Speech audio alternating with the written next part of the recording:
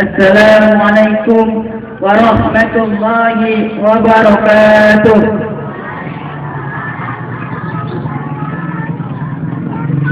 Anak isi di atas nampan si imam paling tempel. Naik yang cantik dan abang yang tampan, jawab salam dengan kompak. Assalamualaikum warahmatullahi wabarakatuh.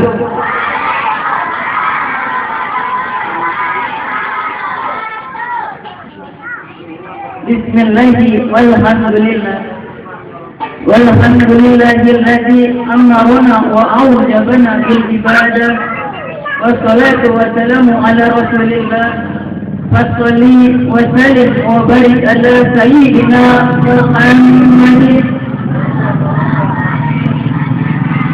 imamil muttaqin wa afdalin nabiyyin wa ala alihi wa sahbihi ajma'in.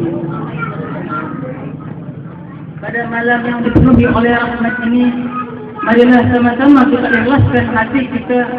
Kita panjatkan puja beriring syukur kehadirat Allah Subhanahu wa taala yang mana kekuasaannya atas kebesarannya lah kita masih diberikan kesempatan untuk senantiasa beribadah di jalannya.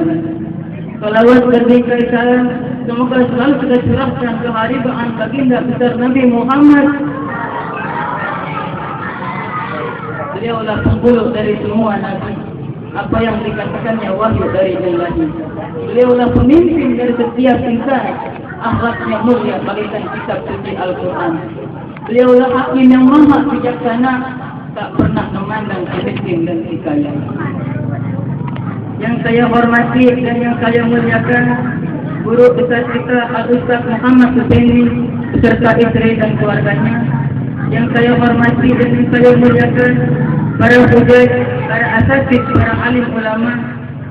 Yang saya hormati dan yang saya muliakan, Ketua RW 03, Ketua RT 01, Ketua RT 02 serta staf dan jajarannya.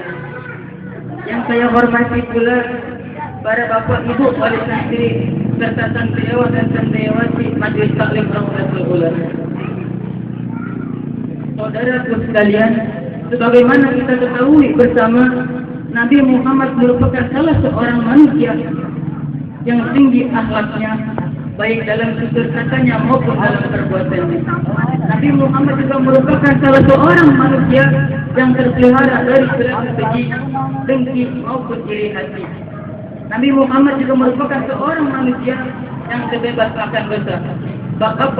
Sebab Allah telah memasung diri beliau sehingga beliau terbebas dari dosa. Namun dengan demikian Rasulullah pun tak pernah menghabiskan waktunya untuk bersenang-senang. Rasulullah sungguh menghabiskan hidupnya untuk mengabdikan dirinya di jalan Allah. Beliau berdoa, berdakwah, bermunajat memohon ampunan kepada Allah. Sebab apa? Sebab Rasulullah pun sadar setiap detik hidup manusia takkan pernah lepas dari dosa-dosa. Maka dari itu, bila kita mengaku menjadi umatnya Nabi Muhammad, jangan pernah mengeluh dengan apa yang terjadi dalam hidup kita. Bila kita menderita, bahkan Rasulullah lebih menderita daripada kita. Pernah dalam satu kisah, Rasulullah tidak pernah makan 3 hari 3 malam. Coba kalau kita tak makan 3 hari 3 malam, pasti muntah-muntah. Kalau orang Arab, makannya enak dari otak. Kalau kita, makannya batang gengger sama sayur tempe.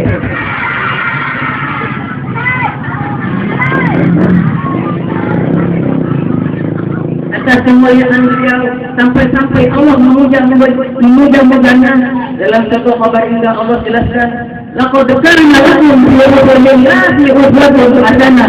Telah tampak kemuliaan pada diri seorang Rasulullah sebagai suri teladan bagi kita semua. Dalam ayat tersebut sangat jelas tergambar sekali bahwa Allah menginginkan Rasulullah menjadi suri teladan bagi kita, menjadi pedoman dalam hidup kita. Satu-satunya, bukan para artis, bukan juga para selebriti, bukan para public figure, bukan para penyanyi Korea yang rambutnya dipangrok, tengahnya dikepang, pinggirnya dikerok.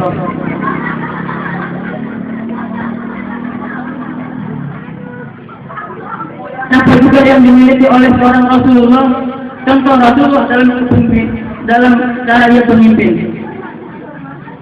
Ketika Rasulullah memimpin umatnya, beliau sungguh sangat bijaksana, beliau sungguh sangat rendah hati. dalam satu kisah Isra wal Mi'rajnya Nabi Muhammad yang ke Sidratul Muntaha. Lalu Nabi Muhammad masuk ke dalam surganya Allah. Apa kata Nabi Muhammad? Ya Allah, sungguh aku tidak betah berada di dalam surgamu, karena aku ingat dengan umat-umatku yang sedang berada di bawah.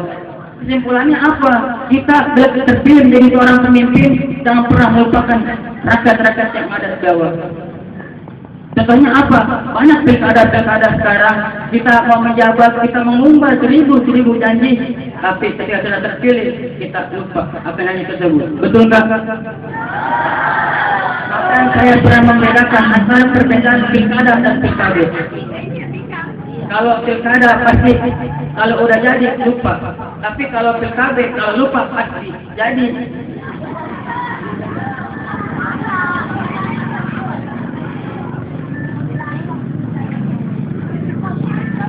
Nabi Muhammad juga merupakan seorang figur yang sangat mencintai dan memuliakan ibunya.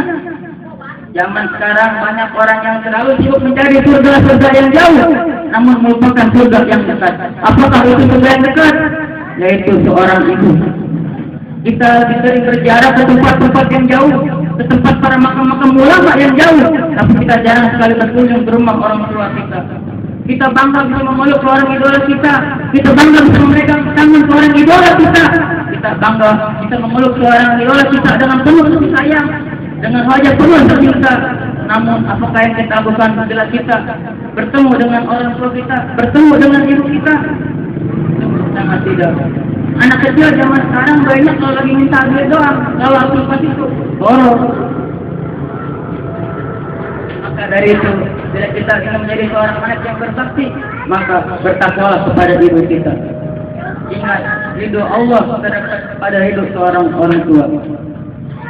Maka dari itu ibu, bila ingin anak-anaknya menjadi anak-anak yang bertakwa, bila ingin menjadi anaknya seorang anak yang nurut kepada orang tua, masukkan anak-anak kita ke dalam majelis talim Afendi. Masukkan ke dalam majelis talim Afendi. Berakit-rakit kita ke hulu badang ketepian. Bila kita kurang akan ilmu, maka datanglah ke pengajian. Karena kita nyadar aja, kalau kita kurang akan ilmu, datang ke orang yang tahu akan ilmu. Jangan kita kurang akan ilmu, datang ke orang pintar. Mending amat orang yang pintar. Kalau kayak yang subur, tahu nggak punya ilmu, datang ke yang subur. Pintar kagak, yang ada juga bakal kawin. Dirinya aja udah ngapain? Coba kalau belum dikasih, dirinya coba daftar dan main bola. Intinya apa? Masukkan pengajian. Ingat, bila kita ingin menjadikan anak kita anak yang bertakwa, bila kita ingin anak kita menjadi anak yang nurut, datanglah ke majelis talim Afendi. Pintu Afendi selalu terbuka dari pagi sampai jam 12. Ya kalau jam 12 masih dibuka mah pada hilang kasih dimalingin.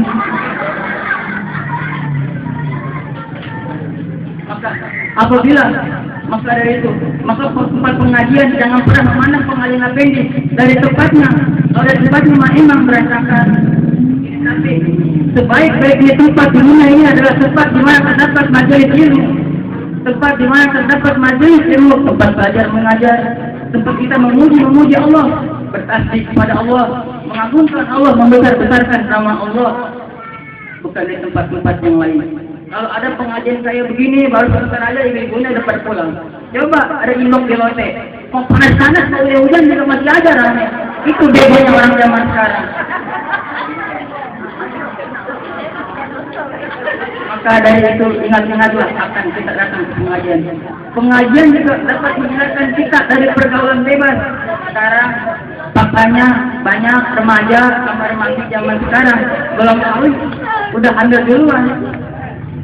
Kalau mobil sama mobil tabrakan mah enak, benjol sedikit masih bisa, tetap magic. Kalau cewek sama cowok tabrakan udah benjol, bahaya. Bahkan Kujang nggak pernah berkata, muter-muter kota Semarang, kubiting patah kakinya, pinter-pinter anak zaman sekarang, udah gunting ke arah bapaknya.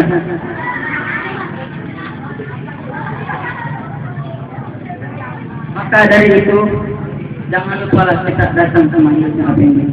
Kita datang kemari, kita amalkan anak kita kemari, kita ikhlaskan anak kita belajar di mari. Nah, kalau anaknya lagi ngaji, ibu-ibunya di rumah jangan enak-enakan. Ini mah anak yang ngaji.